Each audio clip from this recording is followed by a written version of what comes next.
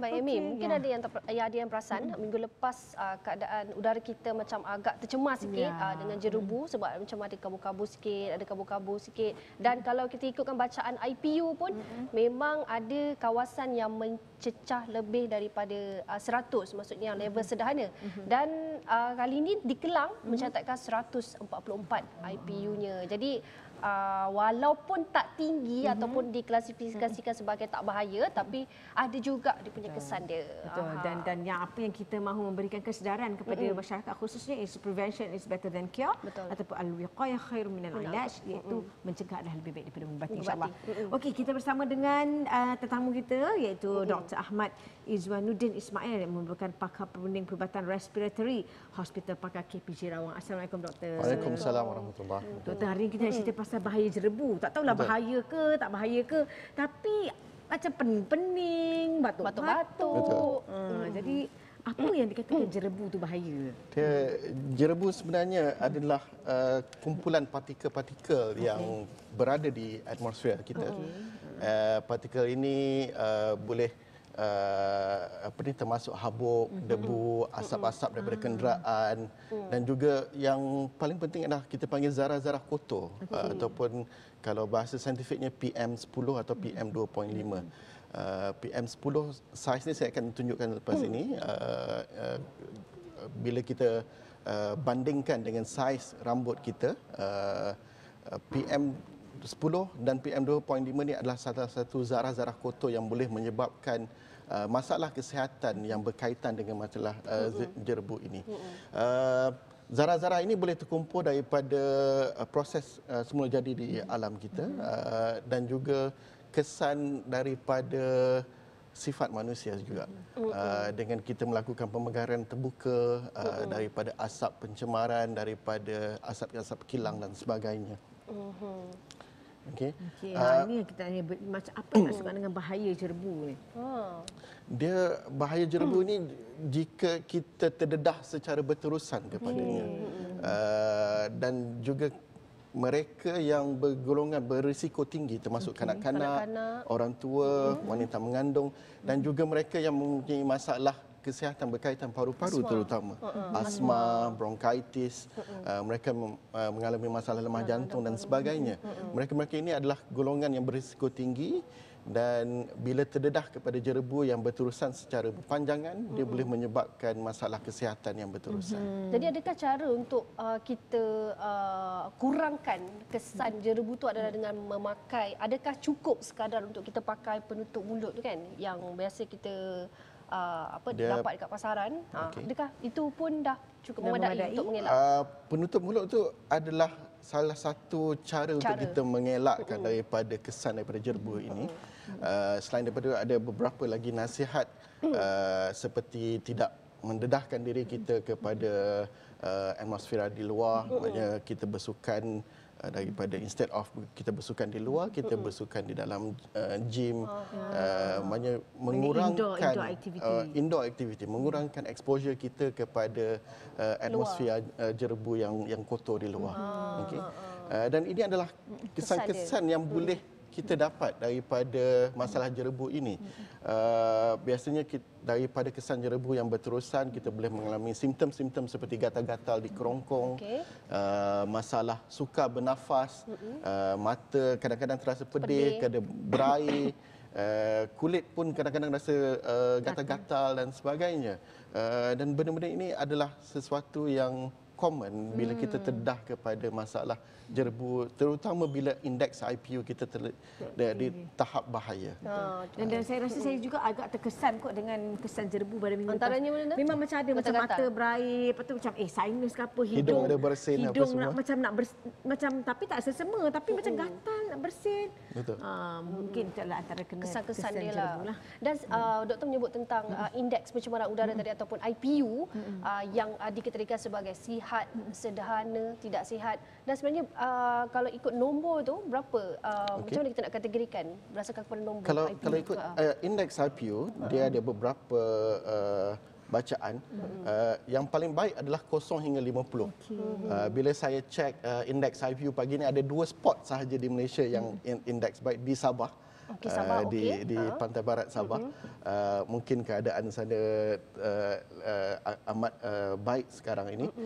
Selebihnya adalah mempunyai bacaan antara 51 hingga 100. 51 hingga 100 adalah bacaan sederhana. Dan satu spot sahaja di Malaysia sekarang ini, alhamdulillah, yang mempunyai bacaan 144 seperti yang dinyatakan tadi adalah di Kelang. Dan 144 maknanya dia dalam tidak kategori, sihat untuk kumpulan yang sensitif. Mereka yang ada asma, ada masalah kesihatan, masalah lemah jantung dan sebagainya, indeks bacaan 144 itu adalah tidak sihat untuk kumpulan tersebut.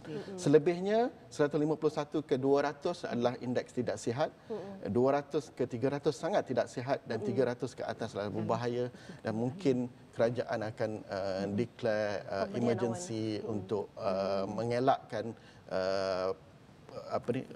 kita semua terdedah kepada bahaya jerbu ini. Okey. Dan kalau kita tengok bila bercerita berkenaan dengan bahaya, apa antara kesan jangka masa panjang jerbu ni sekiranya kita terdedah kepada jerbu yang berpanjangan? Mungkin tadi kesan sikit-sikit kecil-kecil ataupun yang dalam jangka masa pendek, tapi kalau untuk jangka masa panjang. Di Malaysia kita masih tak ada kajian saintifik yang melihat kesan akut exposure daripada jerbu ini, tapi saya suka untuk tunjukkan kajian saintifik ini daripada China.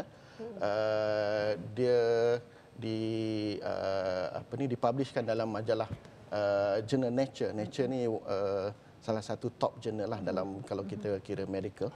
Dia melihat kesan acute air pollution di dua tempat di China. Dan apa yang dia concludekan daripada masalah ini, partikel-partikel terutamanya PM2.5 meningkatkan kadar kematian dan juga kadar kemasukan ke hospital dan juga visit untuk outpatient clinic, terutama masalah pernafasan, masalah berkaitan dengan jantung dan sebagainya. Jadi kalau macam jangka masa maksudnya emergency, kalau dalam keadaan emergency kan, bila dengan keadaan yang persekitaran yang agak kotor dan mungkin ada anak-anak ataupun warga tua yang mungkin menghadapi asma dan sebagainya secara tiba-tiba, jadi adakah dengan pengambilan yang macam tutup muka. Bukan, yang sedut tu. Inhaler. Inhaler ataupun nap ke mungkin boleh membantu secara jangka masa pendek? Saya ada beberapa nasihat yang kita boleh sama-sama amalkan, terutama bila keadaan jerbu. Cuma saya nak tunjuk satu gambar dekat sini. Ini sebenarnya rambut kita, saiz rambut, dan dia cuba cadangkan macam mana saiz PM2.5 ini, benda yang berbahaya, terutama partikel asap, bahan organik, partikel logam dan sebagainya, berbanding dengan PM10, which is debu hama, debunga. Kalau kita ada tilam dekat rumah, mungkin benda itu PM10. Jadi PM2.5 ni terlampau kecil, terlampau halus, zarah mikron terlampau halus, jadi senang untuk dia menyebabkan rasa gatal-gatal pada tangan kita dan sebagainya. So apabila keadaan jerbu ini berterusan, ada beberapa perkara yang perlu kita amalkan. Yang pertama, kita kena kurangkan aktiviti kita di luar. Jadi kurangkan exposure kepada jerbu tersebut. Pastikan kita memakai tutup muka. Kadang-kadang yang surgical mask pun bagi mereka yang biasa sudah cukup. Bagi mereka yang berisiko tinggi dicadangkan supaya untuk memakai N95, which is special mask. Juga kena memastikan keadaan persekitaran dalam rumah juga sihat. Jadi tidak merokok dalam rumah. Sebab dalam rumah kita pun yang memburukkan lagi keadaan. Dalam rumah kita sendiri pun ada pencemaran mereka sendiri. Jadi kita kena kurangkan itu. Bagi mereka yang terdedah, yang rasa gatal-gatal pada kulit apa semua, tak perlu mandi, tapi just hanya sekadar untuk melembabkan, soothing, basuh tangan dan sebagainya, basuh muka, kena banyakkan minum air kosong. Dan bagi mereka yang menggunakan aircon dalam kereta, pastikan aircon itu sekelip dalam, bukannya udara daripada luar yang masuk. Ada dia punya setting dia kan? Ada setting itu. Okey, baik doktor, itu baru satu, tapi kita nak berhenti berehat seketika. Kita sambung lagi perbincangan kita selepas ini. Jangan ke mana.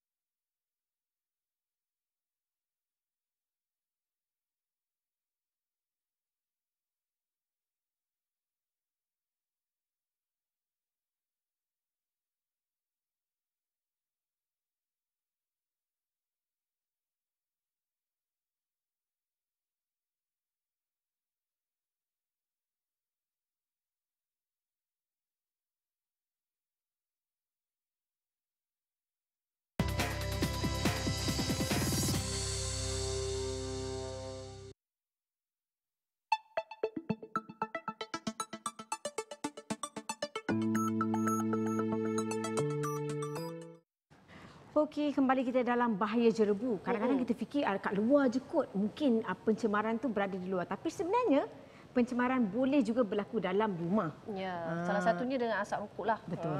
Yang memburukkan lagi keadaan. Ini memang yang paling teruk lah. Tolong berhenti merokok. Okey, jom jadi doktor kita tengok juga apa antara pencemaran udara di dalam rumah. Okey. Kita bercakap mengenai pencemaran udara. Sebenarnya kita perlu lihat dalam keadaan rumah kita juga. Dan sebenarnya yang dinyatakan tadi, punca daripada merokok adalah kesan utama yang menyebabkan pencemaran udara dalaman. But selain daripada itu, ada beberapa masalah lain lagi. Kadang-kadang kita jemur kain dalam rumah. Okey. So benda-benda daripada masalah cleaning, daripada chemical yang itu guna pun untuk itu, itu pun tidak sihat. Jadi sebenarnya tak boleh diamalkan jemur baju dalam rumah. Elakkan. Okay. Dalam bilik kita ada juga dust mite, ada habuk, ada habu derma, dan benda-benda ini akan bulu kucing, dan benda-benda ini boleh menyebabkan pencemaran udara di dalam rumah. Kalau rumah lama kita ada asbestos, kadang-kadang cat kita pun ada macam dedah keluar apa semua. Benda-benda tersebut boleh menyebabkan pencemaran udara dalaman yang serius. Jadi ada beberapa cara untuk kita elakkan benda ini. Salah satunya dengan menggunakan penapis udara dalam rumah, air filter ataupun air humidifier, purifier yang ada dalam rumah untuk membolehkan udara dalaman diperelokkan dan sesuai untuk keadaan kita. So antaranya ialah kita cubalah itu adalah antara ikhtiar air purifier dan sebagainya. Okey, baik doktor. Mungkin dalam satu situasi andai kata dengan persekitaran yang tidak sihat, kadang pelbagai kemungkinan boleh berlaku. Dan kalau ada seorang tu yang mungkin dah siap sedia ada penyakit asma, so kita tahulah apa benda langkah kecemasan yang kita boleh ambil. Tapi bila mana langkah kecemasan tu yang kita tidak pernah alami, tiba-tiba kita mengalami sesak nafas, tak ada sejarah asma, dan mungkin apa tindakan segera sebelum kita sampai ke hospital tu, apa yang boleh kita lakukan? Tindakan awal. Antara tindakan awal yang boleh diambil, kita kena, of course, kita kena telefon ambulans secepat mungkin untuk bawa kita di hospital. Kita boleh dudukkan dalam posisi 45 darjah macam tu untuk kita bantu pernafasan, buka baju dia, jangan bagi kalau mereka yang memakai baju yang ketat dan sebagainya, cuba longgarkan baju tersebut supaya dia boleh bernafas dengan lebih lega. Make sure pengudaraan dalam rumah adalah yang baik, buka tingkap dan sebagainya. Hopefully tak ada jerebu di luar, dan kita buka tingkap. Kadang-kadang dengan bantuan kipas pun boleh membantu untuk dia bernafas yang lebih. Okey, baik. Sebab kadang takut orang panik kan. Betul. Dan tak tahu nak buat apa. Okey, jadi ini adalah antara cara kawalan pencemaran udara dalam rumah doktor. Ya. So antara yang cara-cara yang kita boleh buat untuk mengalami pencemaran udara dalam rumah, antara termasuklah larangan merokok dalam rumah, kurangkan menggunakan produk serangga. Kalau dulu kita guna ubat nyamuk yang asap, yang lingkar dan sebagainya, so sekarang dia lebih pada natural, spray dan sebagainya. Tapi sebenarnya yang spray itu pun kita kena kurangkan juga. Kena kurangkan juga. Kena cari yang tak ada guna chemical, yang mesra alam. Kurangkan penggunaan bahan pencuci kimia dalam bilik air. Cat-cat lama yang dikikis jangan biarkan berterbangan dan sebagainya. Kadang-kadang rumah kita ada cat yang terkeluar, terhakis dan sebagainya. Kita biarkan macam tu. Jadi kita kena kurangkan. Ada kesan. Ini antara info-info baru yang kita dapat. Penting juga untuk penonton tahu. Dan juga ada juga kaitan dengan pemakanan. Selain daripada kita kena minum air yang banyak ni, saya betul lah, minum air yang banyak dan juga kurangkan makan berminyak untuk kita elakkan daripada kesan-kesan sampingan lain. Jadi apa antara dia kadang-kadang kita lebih risau kalau kita pergi beli makanan dekat luar dan sebagainya. Kita takut terdedah makanan tu. Sebenarnya cara pemakanan kita adalah juga penting. Kita kena pastikan minum kita cukup, kena makan makanan yang berkhasiat, ada vitamin dan sebagainya. Jadi antara yang digalakkan adalah makanan yang mengandung vitamin C, E dan juga omega 3 untuk meningkatkan tahap kesihatan kita. Contoh makanan ni, doktor, yang ada omega 3? Orange, buah-buahan, buah apple dan sebagainya. Sihat. Patutlah saya masa minggu lepas rasa macam nak sesema kan. Cik, banyak pula dia punya patut kan. Muka makan limau. Tak bukan. Rasa macam nak sangat macam perlukan vitamin C. Itu je. lain. Sebab takut sesema. Boleh tak takut sesema? Ada sebab lain kot. Dan antara yang lain tadi kurangkan kafein juga kan? Kurangkan Seperti kafein, kopi. kurangkan makanan yang tinggi garam. Ini adalah nasihat pemakanan yang biasa Basic kita lah. dengar, yang basic yang kita dengar. Rasa semua orang tahu tapi kena take note jugalah. Mungkin ada yang terlupa dan sebagainya. Jadi kena juga minum jus atau makan buah-buahan dan juga sayur-sayuran. Banyakkan kan? Dia Sediakan perlu makanan yang banyak sendiri. antioksidan, vitamin dan Banyak sebagainya. antioksidan. Tapi berbalik kepada penyataan ataupun pemahaman kita lah. Adakah betul masa jerebu kalau boleh kita jangan beli makanan yang Dekat terdedah luar. dulu. Elakkan. Dia sebenarnya Ada efek ke makanan tu kepada makanan tu tak ada efek, tapi kita yang ada efek, kita yang terdedah sebab kepada kita yang masalah keluar. jerebu tersebut. Okey.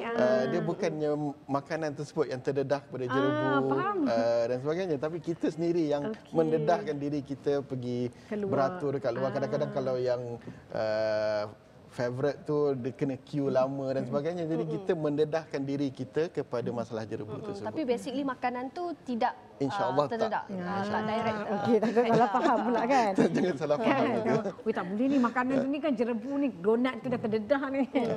Dan seperti biasa air kosong sekurang-kurangnya 8 gelas 8 sehari gelas untuk mengelakkan ataupun dalam dehidrasi. lebih kurang dalam 2 hingga 3 liter. Saya memang tak sampai. Agaknya satu hari 2 gelas dah cukup.